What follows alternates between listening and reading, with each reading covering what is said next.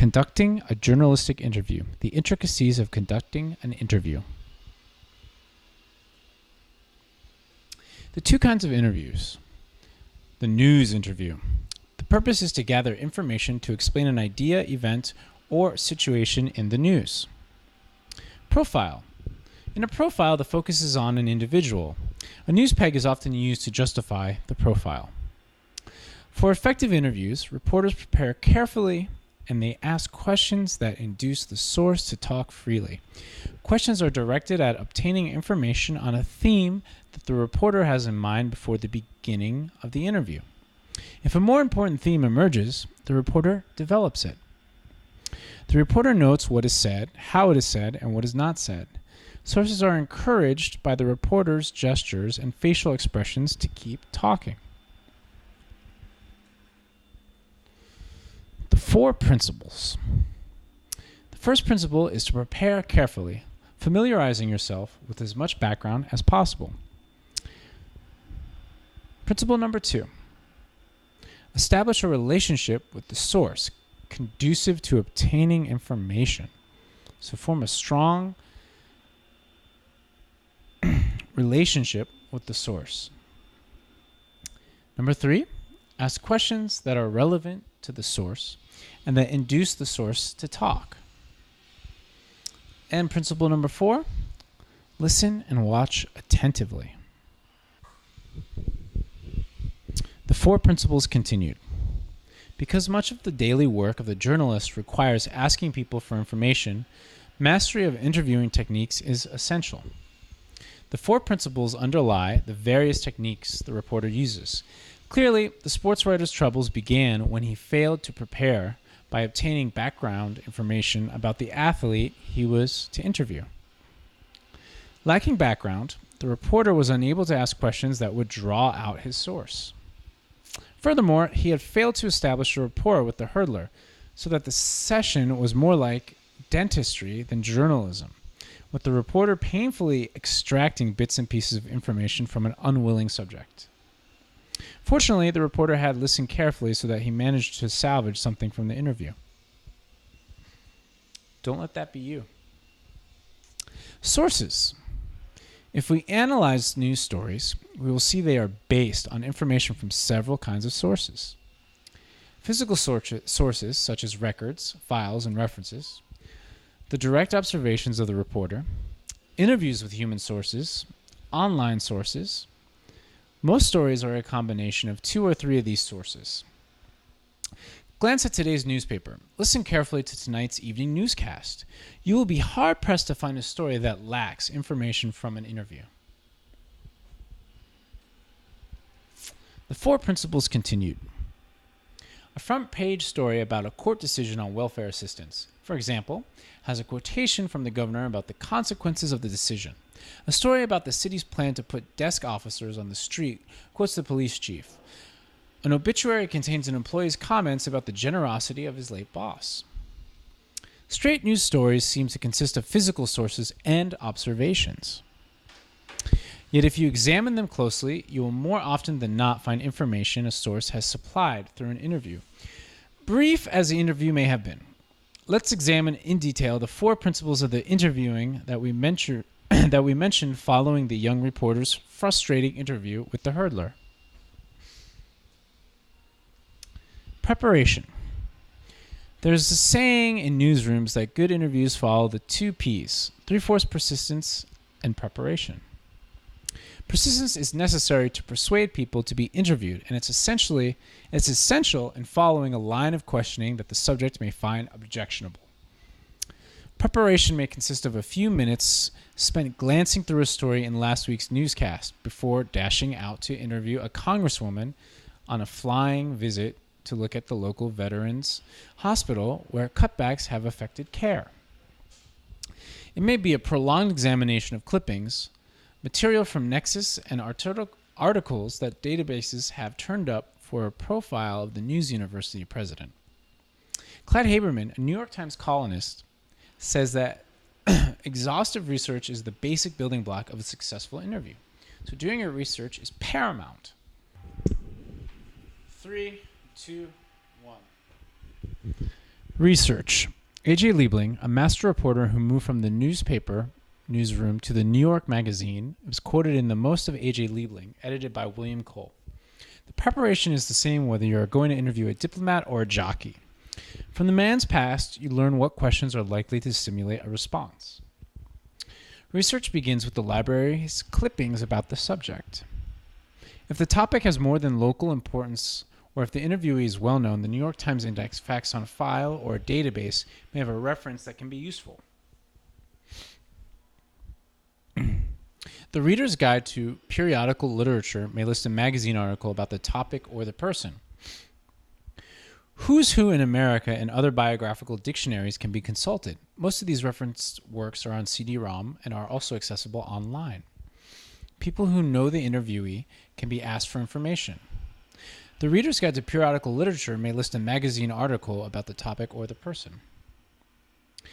These resources provide material for three purposes. The first is that they give the reporter leads to tentative themes and to specific questions. The second is that they provide the reporter with a feel for the subject. The third is that they provide useful background information. Rapport.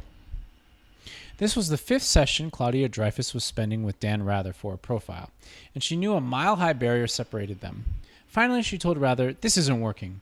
Rather agreed, and he invited Dreyfus to accompany him in his pickup from Sam Houston State University in Huntsville, from which he graduated, south to Wharton, where he was born, and then over to Austin for dinner. Back home, Rather relaxed and opened up, complaining about his ill-fated pairing with Connie Chung on the CBS Evening News, and worrying about the cost-cutting that has affected news coverage. At CBS News, we're down to the bone, past the bone, and we've been there a long time, he told Dreyfus. With experienced subjects, interviews usually go smoothly, as both stand to gain from the interview. The subject will have his or her ideas and comments before the public, and the reporter will have a story. But with less experienced sources, or with those who are reluctant to speak to the questions the reporter is there to ask, there can be tension. The reporter has to find ways to reach the source.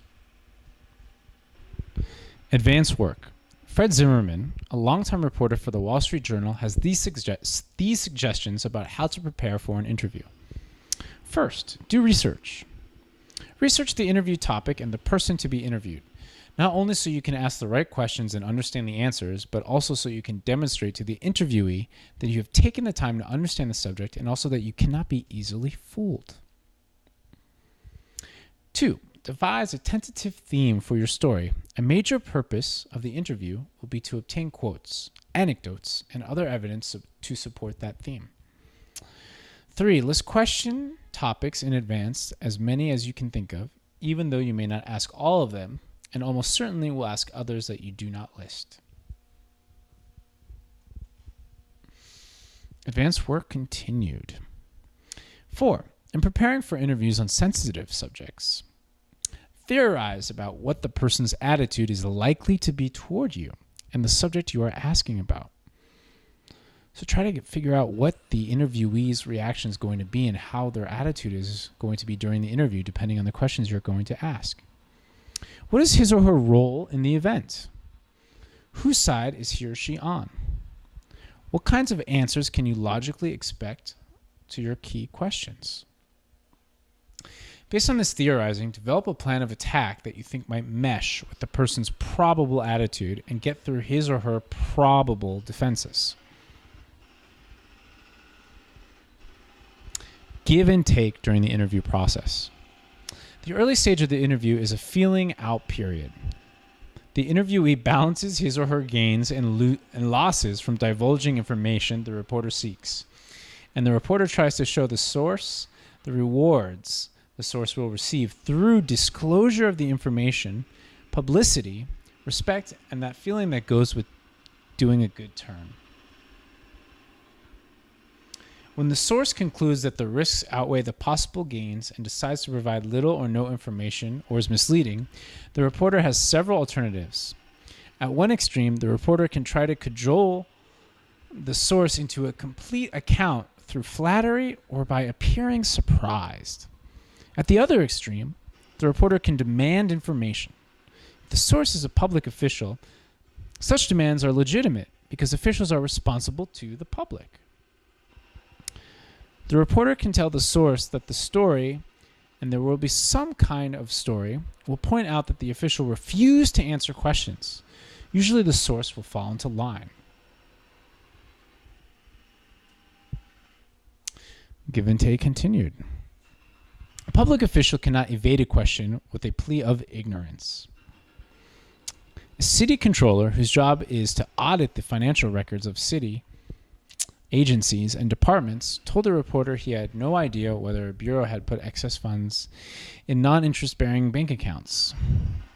Told by the reporter it was his business to know that, and the story would state so, the controller supplied the information.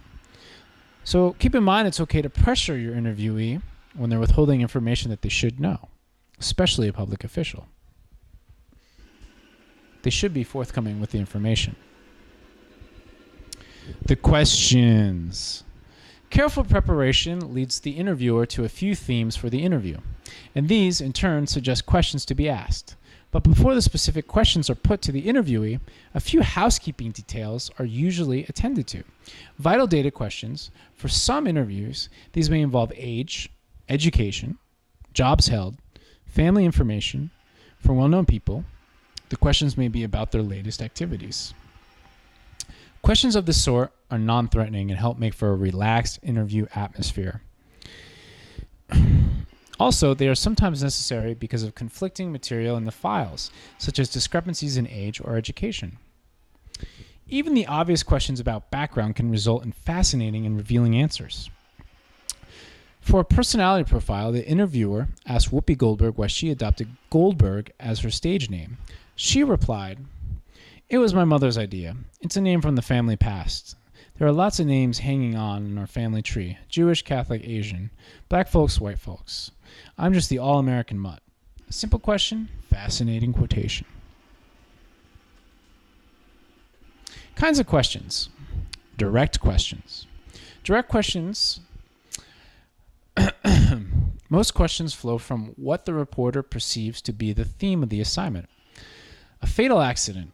Automatically, the reporter knows that he or she must find out who died and how and where the death occurred. The same process is used in the more complicated interview. Open and closed-ended questions. When the sports writer asked the hurdler, "What do you think of our town?" he was using what is known as an open-ended question, which could have been answered in general terms. The sports editor's suggestion that the reporter asked the athlete about the condition of the track would have elicited a specific response, fast, slow, or slick, as it was a closed-ended question.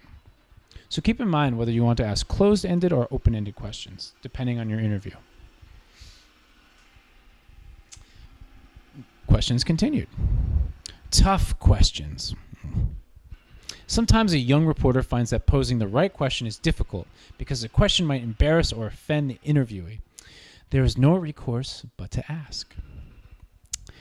Intrusive questions. Still, there are questions that few reporters like to ask. Most of these concern the private lives of the sources, the mental retardation of a couple's son, the fatal illness of a baseball player. Some questions are necessary, some not. The guidelines for relevance and good taste are constantly shifting, and reporters may find that they are increasingly being told to ask questions that they themselves consider intrusive. This is the age of intimacy. Junk questions. Wendell Rawls Jr., a veteran newsman, describes his interviewing technique. Junk questions. Don't tell people what you know. Ask questions, then back off. Use diversion. I love to do that 3/4 talk with people about things you're not there to talk to them about. You ask them a question that may be very meaningful, then you move away from it. I do it sometimes if the person doesn't get particularly fidgety, because I don't want him to think that I want what he has told me is necessarily important to me. I don't want him to think that what he has told me is necessarily important to me. I'll move to another question and say, "What is that on the wall?" That's interesting, sort of, whatever. Anything that will divert him. And he will start talking about that. And then maybe ask 2 or 3 questions about junk, and then come back and ask another very pointed question. So use diversion as a tactic in your interview. The interviewer's ground rules. 1. Identify himself or herself at the outset of the interview. So when interviewing, in the very beginning, identify yourself. 2. State the purpose of the interview. 3. Make clear to those unaccustomed to being interviewed that the material will be used. 4. Tell the source how much time the interview will take or is expected to take. 5. Keep the interview as short as possible. 6. Ask specific questions that the source is competent to answer. 7. Give the source ample time to reply. Don't butt in. Let them answer the question freely. 8. Ask the source to clarify complex or vague answers. Clarification is key. 9. Read back answers if requested or when in doubt about the phrasing of crucial material. 10. Insist on answers if the public has a right to know them. For example, when interviewing a public official who is withholding information. 11. Avoid lecturing the source, arguing, or debating. You're there to listen and get information, not to argue, not to debate, and not to lecture. 12. Abide by the requests for non-attribution. Background only or off the record should the source make this a condition of the interview or of a statement. Goodbye.